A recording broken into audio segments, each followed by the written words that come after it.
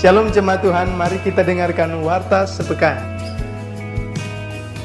Virus corona telah menyebabkan kasus infeksi di sebagian besar negara di dunia, termasuk Indonesia. Wajar jika kita merasa khawatir akan terinfeksi virus itu karena penularannya yang sangat cepat.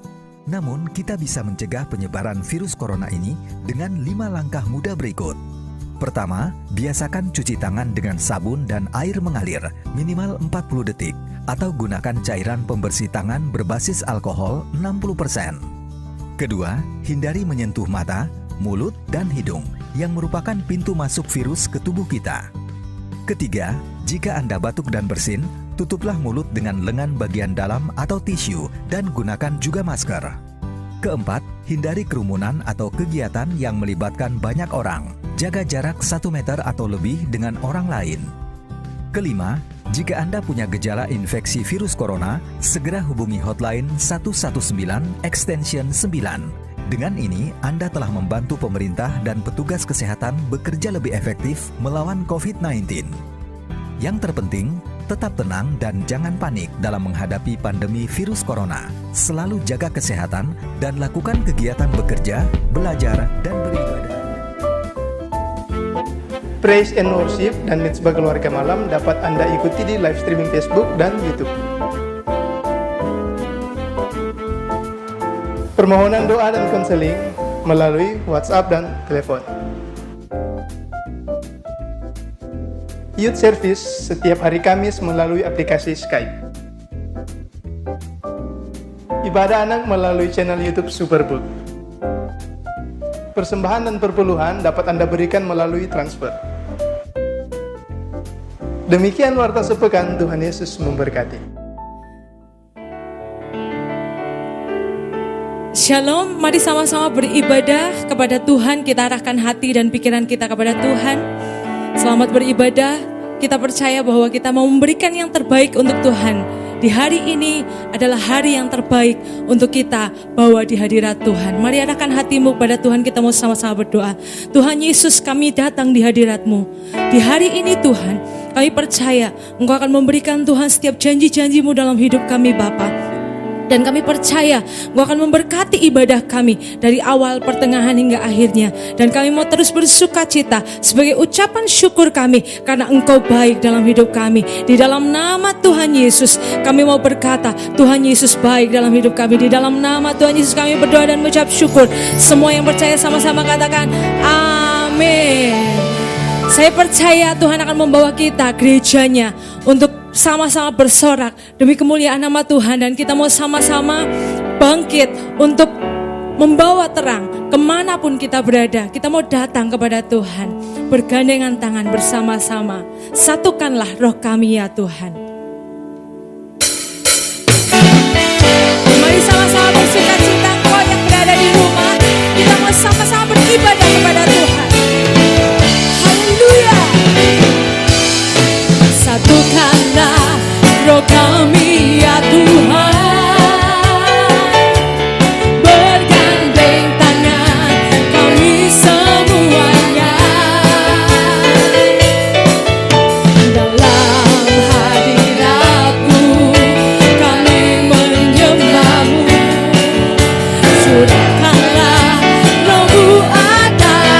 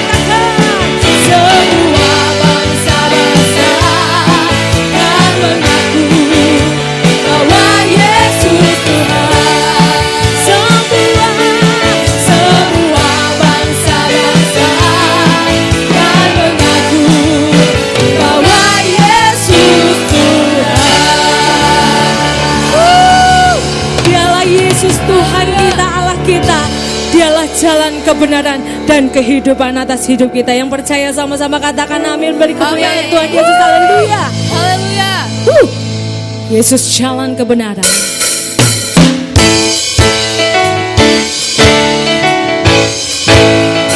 Mari bersukacita umat-umat Tuhan. Haleluya. Yesus jalan kebenaran dan jalan kehidupan. Itu yang Yesus katakan. Aku percaya, amin. Di dalam namanya ada keselamatan. Mari katakan imanmu. Yesus jalan kebenaran dan jalan kehidupan. Itu yang Yesus katakan. Aku percaya, amin. Di dalam namanya ada keselamatan kekal. Glory, glory, hallelujah. Glory, hallelujah. Glory, hallelujah. Glory, hallelujah. Di dalam namanya ada keselamatan kekal. Mari katakan Yesus jalan. Yesus jalan kebenaran dan jalan kehidupan. Itu yang Yesus katakan. Aku percaya, amin. Di dalam namanya ada keselamatan kekal. Katakan lebih lagi. Yesus jalan kebenaran dan jalan kehidupan. Itu yang Yesus katakan. Aku percaya, amin. Di dalam namanya ada keselamatan kekal. Serukan. Glory, hallelujah. Glory, hallelujah. Glory, hallelujah. Glory, hallelujah. Di dalam namanya ada keselamatan kekal. Glory, hallelujah. Glory, hallelujah. Glory, hallelujah. Glory, hallelujah. Glory, hallelujah. Di dalam namanya ada keselamatan kekal. Mari sama-sama katakan glory, hallelujah. Glory, hallelujah. Serukan. Glory, hallelujah. Glory, hallelujah. Glory, hallelujah. Di dalam namanya ada keselamatan kekal. Sama-sama glory, hallelujah. Glory, hallelujah. Glory, hallelujah. Glory, hallelujah. Glory, hallelujah. Di dalam namanya ada keselamatan kekal. Sekali lagi glory. Glory, hallelujah. Glory, hallelujah. Glory, hallelujah. Glory, hallelujah. Di dalam namanya ada keselamatan kekal. Di dalam namanya ada keselamatan kekal. Di dalam namanya ada keselamatan kekal.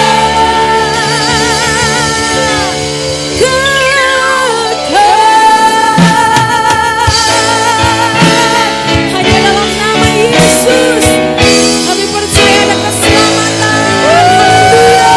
Beri kemuliaan Tuhan Yesus. Haleluya, haleluya. Kami percaya Tuhan kami dahsyat. Silakan duduk Bapak Ibu Saudara. Kita mau arahkan hati kita sama Tuhan. Hanya di dalam nama Yesus segala lutut akan bertelut. Segala lidah pasti akan mengaku bahwa Yesus Tuhan. Thank you Lord. Biar puji-pujian ini keluar dari hati kami Tuhan. Pujian penyembahan kami, perkataan iman kami Bapa, terjadi seperti kehendak-Mu Tuhan. Haleluya. Jesus, Jesus, Jesus. Glory, glory, hallelujah. Glory.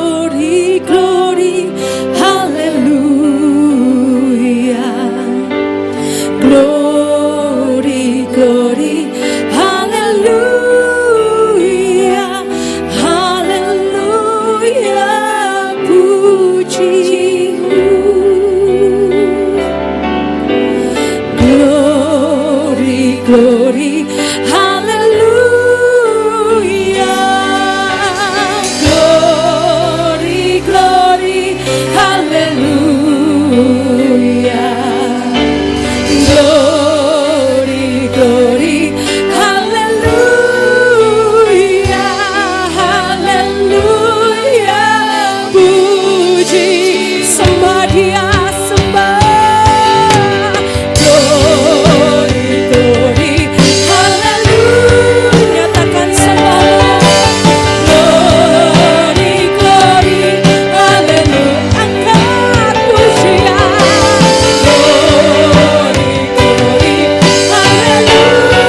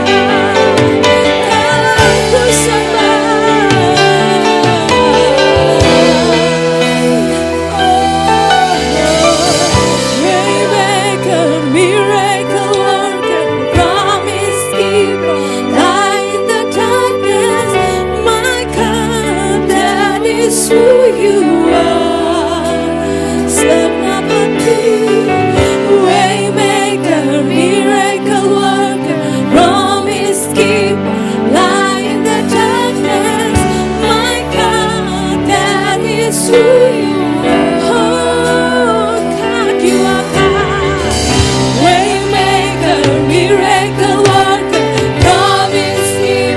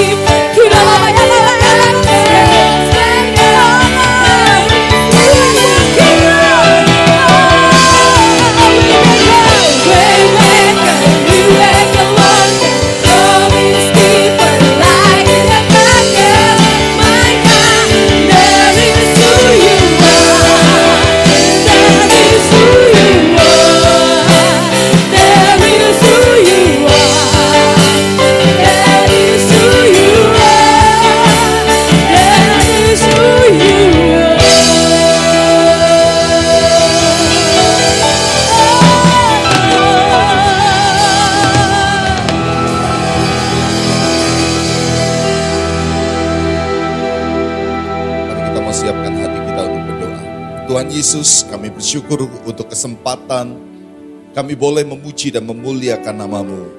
Dan di setiap perkataan yang kami angkat dari syair-syair lagu yang ada, kami tahu di dalamnya ada kepastian. Dan kami terlalu yakin bahwa Engkau betul-betul pasti akan membuka jalan buat kehidupan kami. Engkaulah yang akan membuka perjalanan hidup kami penuh dengan mujizat-Mu. Dan sekarang kami berdoa, berikan firman-Mu, karena firman-Mu adalah cahaya terang untuk perjalanan kehidupan kami. Dan kami percaya bahwa kami dipakai, kami dipanggil untuk menjadi pelaku daripada firman. Kesaksian dari hidup kami yang dilawat karena firman-Mu, karena kuasa-Mu, itu akan memasyurkan dan membesarkan nama-Mu. Sekali lagi inilah firman yang kami siap untuk dengar, dan biar setiap jemaat-Mu menikmatinya sungguh-sungguh. Dan kami tetap berkata, Tuhan, Engkau baik buat hidup kami. Di dalam nama Yesus kami sudah berdoa. Amin, amin. Mari saudara silahkan duduk kembali. Kita akan sama-sama belajar akan firman Tuhan hari ini. Nah saudara, kita percaya bahwa Tuhan sedang membawa kita untuk betul-betul berpindah dari gelap menuju kepada terangnya yang abadi. Yang percaya katakan amin. Nah saya akan membawa Anda untuk membaca di dalam Keluaran pasal yang ke-8. Firman Tuhan berkata begini, berfirmanlah Tuhan kepada Musa, pergilah menghadap Firaun dan katakan kepadanya, beginilah firman Tuhan, biarkanlah umatku pergi supaya mereka beribadah kepadaku. Saudara, sudah melewati lebih daripada 2 bulan. Tuhan mengizinkan setiap dari kita untuk beribadah di rumah melalui program ibadah online yang kita sudah buat. Dan Anda mengikutinya baik melalui Facebook, Anda bisa mengikutinya melalui YouTube. Dan saya yakin sekali bahwa Anda punya kerinduan untuk kembali datang ke gereja dan kemudian kita akan beribadah bersama-sama seperti yang dulu. Tapi jujur di dalam hati saya pada waktu saya coba untuk merenungkan firman Tuhan, saya untuk mengerti apa yang Tuhan mau. Di hati saya bertanya-tanya kepada Tuhan. Tuhan, kenapa boleh atau diizinkan keadaan seperti ini? Yaitu 2 bulan bahkan lebih di mana gereja, gedung-gedung gereja, dimanapun juga termasuk gereja kita ini tidak terpakai secara maksimal. Saya merenungkan kenapa Tuhan. Dan saya yakin sekali Roh Kudus memberikan saya pengertian melalui hikmat yang datang dari Dia. Bahwa Tuhan ingin membawa sebetulnya gereja mengalami satu fase, satu masa yang disebut new normal. Saya ambil kata new normal ini tentunya menjadi kata yang sedang tren dalam 2 minggu terakhir, 3 minggu terakhir. Karena kita tahu akan ada pola yang baru atau kebiasaan yang baru yang harus berlaku di tengah-tengah kehidupan masyarakat. Baik itu di tengah-tengah perekonomian, di tengah-tengah kehidupan pola hidup kita, bahkan sampai kepada di tengah-tengah gereja. Dan saya hanya akan bicara sekarang masalah secara rohani. Bagaimana dengan new normal di tengah-tengah kehidupan anak-anak Tuhan? Dan sebetulnya new normal yang seperti apa yang Tuhan mau? Saudara, mari kita renungkan baik-baik. Dari sejak awal Tuhan menginginkan umatnya betul-betul dipersiapkan untuk menjadi pengelola dan pengusaha di atas apa yang disediakan, ditetapkan untuk kita kerjakan. Di dalam Kejadian 2 ayat yang ke-15 dikatakan begini, Tuhan Allah mengambil manusia itu dan menempatkannya dalam Taman Eden untuk mengusahakan dan memelihara taman itu. Ayat ini adalah renungan kita hari Senin yang lalu. Nah, mari kita coba renungkan sekali lagi. Firman Tuhan dalam Kejadian 2:15 ini dikatakan Tuhan mengambil dan meletakkan manusia di Taman Eden. Ada satu tugas yang memang Tuhan sudah siapkan untuk kita. Dia mengambil kita, meletakkan di tengah-tengah dunia untuk kita mengusahakan dan memelihara. Kalau kita belajar dari kata memelihara, kita tahu ini artinya menjaga sesuatu yang tentunya sudah baik dan itu harus terus dijaga supaya tetap baik dan berfungsi. Artinya memelihara, merawat. Nah, mari kita coba renungkan.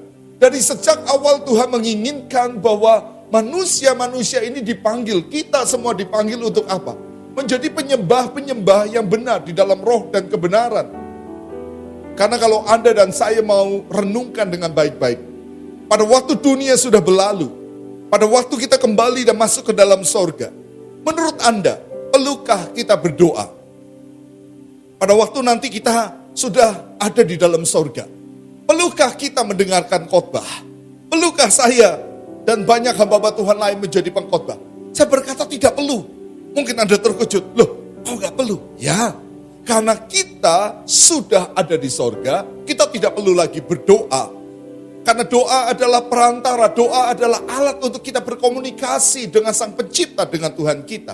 Tapi kalau kita sudah berhadapan-hadapan dengan Tuhan kita tidak perlu lagi berdoa. Karena apa yang kita sampaikan akan langsung terdengar dan langsung berhubungan dengan Tuhan kita. Kalau kita sudah ada di sorga, kita sudah tidak perlu lagi tentunya mendengarkan khotbah. Karena khotbah disampaikan oleh para perantara, penyambung lidah Tuhan untuk membuat kita paham. Dan tidak ada lagi perlu pengkhotbah, tidak ada perlu lagi kita mendengarkan khotbah. Karena bukankah firman-Nya langsung keluar dari mulut Tuhan dan kita tinggal bersama-sama dengan Tuhan. Tapi ada satu pekerjaan, ada sesuatu tanggung jawab yang tidak hilang. Yang itu harus tetap ada, yaitu menjadi penyembah. Nah, kalau kita kembali di dalam Keluaran 8 ayat yang pertama, dikatakan sekali lagi, berfirmanlah Tuhan kepada Musa. Musa diberi tugas untuk menghadap ke Firaun dan berkata kepada Firaun untuk mengizinkan umat tersebut pergi datang beribadah kepada Tuhan. Menurut Anda apa yang menyebabkan Firaun begitu marah? Firaun tidak mengizinkan bangsa tersebut untuk beribadah. Mungkin menurut Anda hanya berpikir begini, ya Firaun keterlaluan sekali sih, kan cuma ibadah. Apa susahnya sih mengizinkan beberapa waktu para pekerja-pekerja ini, para budak-budak ini untuk istirahat sebentar, lalu pergi beribadah, kan selesai. Karena kalau Anda membaca akan firman Tuhan, bangsa tersebut atau Musa menghadap Firaun tidak pernah minta untuk dibebaskan dari tugas sebagai seorang budak. Tidak pernah mereka meminta mendemo Firaun dan berkata, Firaun bebaskan kami dari perbudakan. Kami ingin lepas menjadi orang bebas. Tidak. Musa mendatangi Firaun, minta izin untuk bangsa ini beribadah. Dan Firaun tidak izinkan. Karena ini bukan masalah cuma beribadah. Banyak dari kita mungkin berkata begini, kan cuma ibadah. Kita bisa sesekali, kita bisa lakukan dimanapun dan selesai. Kan cuma ibadah. Minggu ini gak ke gereja gak apa-apa, kan minggu depan kita masih bisa ibadah. Ibadah bisa menjadi sesuatu yang ya dikerjakan dengan maaf mungkin sambil lalu ataupun ya gak terlalu serius juga gak masalah lah. Kan bisa lain waktu dan lain sebagainya. Oh, tidak. Mari Anda renungkan baik-baik. Kata ibadah ini sendiri di dalam Keluaran 8 ayat yang pertama tidak ditulis ibadah. Kalau Anda membaca di dalam pengertian dari bahasa yang sebenarnya, dikatakan pertama adalah worship. Atau kata lain adalah menyembah. Atau dikata lain adalah memuja. Kenapa Firaun begitu marah dan tidak mengizinkan bangsa itu, bangsa Israel untuk pergi beribadah? Karena yang Musa katakan pada waktu itu adalah izinkan bangsa ini menyembah. Izinkan bangsa ini memuja. Dan Anda tahu, seluruh orang-orang yang ada di tanah Mesir, baik orang Mesir maupun budak, semuanya diarahkan hidup mereka selama ratusan tahun hanya menyembah kepada Firaun. Tiba-tiba Firaun yang harusnya dipuja dan hanya dia yang harus disembah. Tiba-tiba Musa datang dan berkata, bangsa ini tidak akan memuja kamu lagi, tapi akan memuja Sang Penciptanya. Menurut Anda, apakah Firaun langsung mengizinkan? Tidak. Kita sudah membaca. Firaun tidak mau mengizinkan. Bahkan sampai 10 tulah terjadi. Tetap Firaun berkeras hatinya. Karena apa? Ada sesuatu yang dicabut. Yaitu yang namanya pemujaan. Saya ingin setiap dari Anda menyadari. Yang Tuhan sedang minta dalam hidup kita untuk beribadah. Itu bukan cuma hanya sekedar datang pergi ke gereja, berkumpul, lalu kemudian kita memuji Tuhan dengan Ya, musik yang indah, dengan pujian yang indah, dengan suasana gereja yang sangat baik. Mendengarkan firman, dan selesai. Dan sudah cukup seperti itu. Oh tidak. Ada sesuatu yang begitu penting sekali, yaitu mendatangi Tuhan, melakukan pemujaan yang diarahkannya hanya satu kepada Sang Pencipta. Karena ibadah itu bukan hanya memuaskan kita. Oh, Anda dan saya harus memahami. Ibadah bukan untuk memuaskan kita. Ibadah bukan untuk membuat kita merasa nyaman dan lega. Ibadah bukan hanya tempat untuk kita bisa meluangkan waktu sesaat dan kita menyembah dan melakukan pujian-pujian yang biasa. Tapi ibadah itu adalah sesuatu yang hanya diarahkan tujuannya kepada satu saja. Worship, penyembahan itu hanya diarahkan kepada satu saja. Yaitu siapa? Kepada Tuhan. Dan itulah yang Tuhan mau. Kalau Tuhan nanti izinkan kita kembali ke dalam gereja. Kita berkumpul kembali di dalam gedung-gedung gereja yang ada. Saya mau sungguh-sungguh berkata kepada Anda, mari kembali kepada tujuan awal. Kenapa engkau diselamatkan? Kenapa engkau dibebaskan dari segala dosa yang ada? Yaitu karena Tuhan ingin menjadikan saudara dan saya itu menjadi penyembah. Yaitu hidupmu hanya dipusatkan kepada Tuhan saja. Dan itulah yang membuat Firaun tidak mau. Karena dia tahu bahwa dia akan kehilangan akan satu umat yang selama ini membuat dia termasyur. Dan saya mau beritahu, Anda pikir iblis akan begitu mudah mempersilahkan Anda kembali untuk bisa datang pergi ke gereja kembali pada waktu semuanya sudah terbuka? Oh tidak. Sebagian dari Anda mungkin akan kembali datang ke gereja. Tapi sebagian mulai menjadi khawatir. Sebagian mulai menjadi cemas. Maafkan saya kalau saya harus berkata ini. Anda pergi ke mall, Anda tidak takut. Anda pergi ke rumah makan, Anda tidak takut. Bahkan Anda makan di rumah makan tersebut, Anda tidak pernah takut. Anda mungkin pergi ke pasar, Anda tidak pernah takut. Tapi bagaimana dengan Anda pergi ke gereja? Gereja sudah mempersiapkan protokol kesehatan yang sangat luar biasa. Apakah Anda juga masih takut dengan satu alasan? Takut nanti di gereja tertular oleh virus. Saya mau berkata dengan kasih Kristus dengan sungguh-sungguh kepada Anda. Bukankah dia sudah mati? Dia sudah bangkit. Dia berikan nyawanya hanya untuk membuat setiap dari Anda dan saya dibayar lunas. Anda ditarik keluar. Anda diarahkan untuk menjadi penyembah, memuliakan namanya. Mari ambil roti. Mari ambil anggur yang sudah tersedia. Hari ini kita akan terima perjamuan kudus. Dan saya sungguh-sungguh rindu bahwa setiap dari Anda sudah mempersiapkan roti dan juga sudah mempersiapkan anggur. Sudah mempersiapkan tubuh Kristus dan mempersiapkan darah Kristus. Ada satu lagu yang berkata, darahmu itu yang sucikan. Saya percaya sekali kematian Yesus Kristus di kayu salib itu untuk menyucikan kita. Yang percaya katakan amin. Karena apa? Karena kita akan dibawa masuk sebagai penyembah. Menyembah kepada Raja di atas segala raja. Dibutuhkan kesucian, dibutuhkan kekudusan, dan kita harus tahir. Bangsa Israel yang tadinya mereka hidup di dalam perbudakan dan hanya menyembah kepada Firaun, pada waktu Tuhan ingin membawa mereka menjadi bangsa yang bisa menyembah Dia. Anda lihat prosesnya. Mari renungkan ini.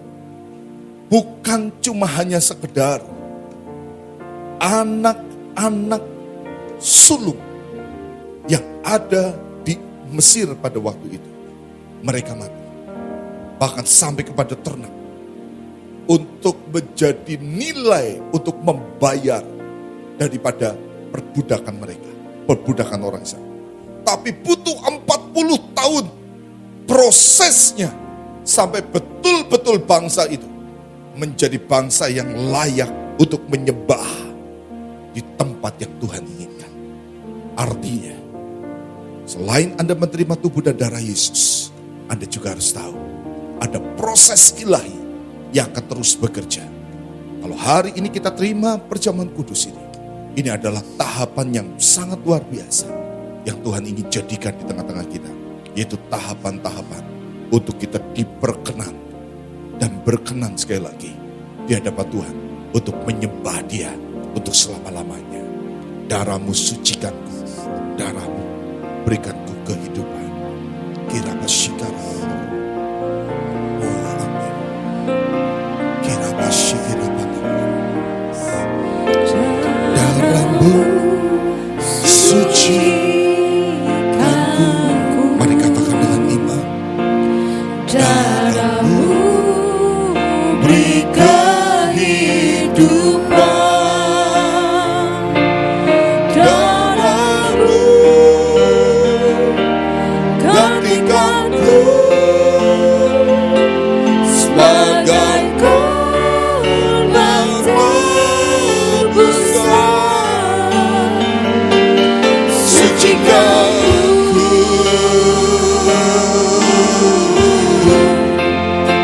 seputih salju.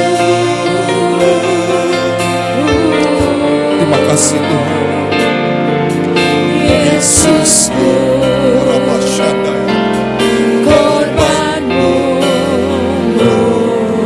Mari sekali lagi katakan, darahmu sucikanku. Darahmu sucikanku,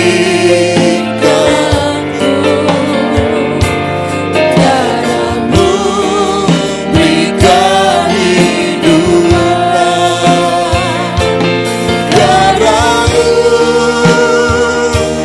gantikanku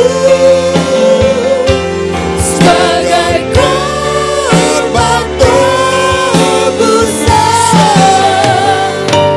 Sucikanku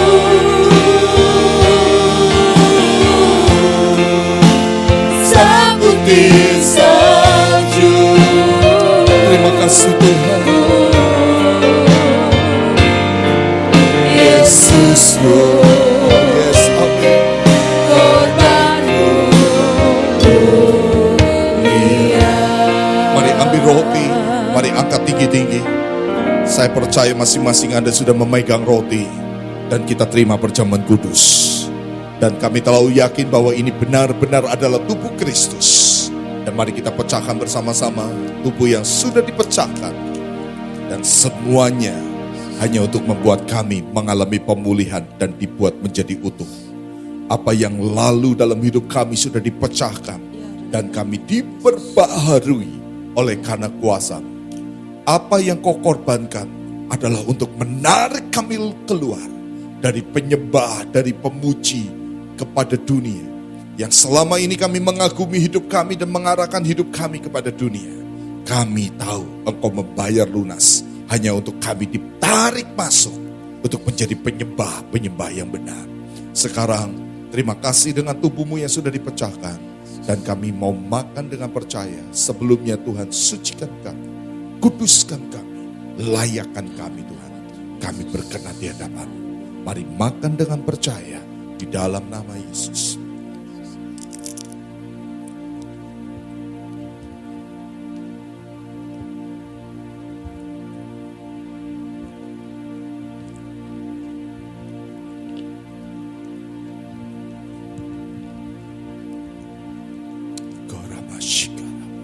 Mari sama-sama angkat darah Kristus yang ada di tangan kita. Darahnya sudah dicurahkan untuk menebus dosa kita. Dan darahnya sudah diberikan untuk menghapus segala dosa kita. Dia membayar lunas setiap apa yang sudah mengikat kita. Setiap pelanggaran kita sudah dihapuskan. Dan kita mendapatkan akan pemulihan yang total. Dan pada waktu sebentar kami mau minum, sucikan kudusan kami. Dilayakkan kami untuk terima perjamuan kudus ini. Dan kami terima dengan percaya. Mari minum dengan percaya darah Kristus.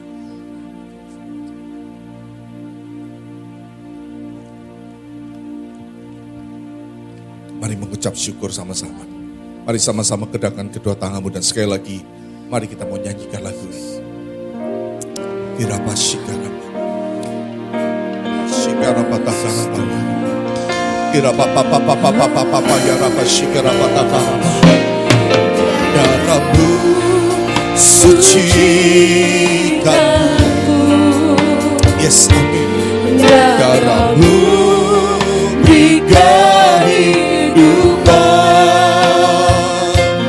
Darahmu gantikanku sebagai korban tebusan.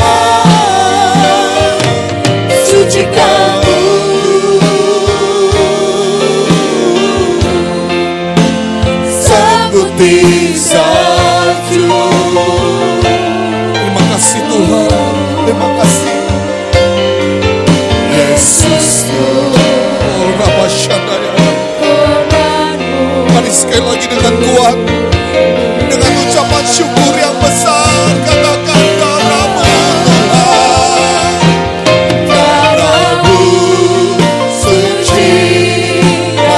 Mari seluruh jemaat katakan dengan percaya, darah-Mu berikan hidupan, darah-Mu saksikan. Terima kasih. Oh, syukur kami datang Tuhan. Seperti Kau, ya Rabba Shanda, ya Rabba ya. Seperti salju. Terima kasih Tuhan. Yesusku, korbanku mulia. Oh Yesusku, korbanku mulia. Yesusku,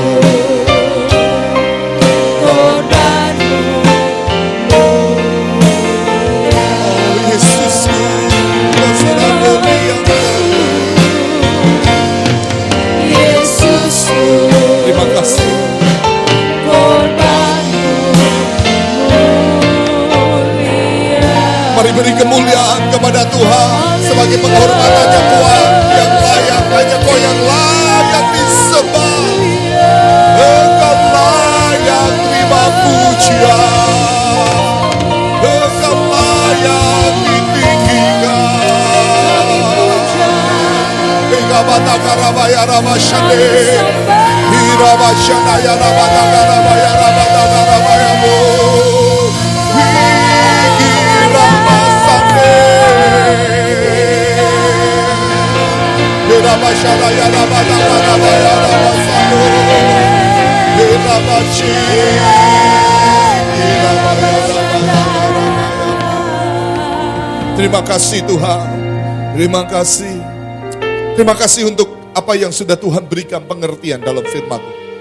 Kami hanya percaya bahwa hari ini kami adalah orang-orang yang sudah dibebaskan dari belenggu perbudakan. Kami yang selama ini hidup di dalam penyembahan kepada emas dan perak, kepada kefanaan, kepada kebutuhan-kebutuhan daging kami, dan pada kemasyuran dan keinginan-keinginan yang bersifat Tuhan fana. Kalau hari ini dengan karya kematian-Mu, dan kami percaya kami masuki di bulan yang baru ini juga dengan satu keyakinan yang kuat, bahwa kami seperti bangsa Israel yang hidup dalam perbudakan, kami sudah dilepaskan, dan kami percaya kami sekarang sudah dibawa masuk, dipersiapkan untuk menjadi Tuhan orang-orang yang disebut beribadah, yaitu kami beribadah, kami menyembah, mengarahkannya kepada satu, yaitu kepada Tuhan saja yang ada. Oleh karena itu Tuhan, sekali lagi terima kasih untuk kesempatan.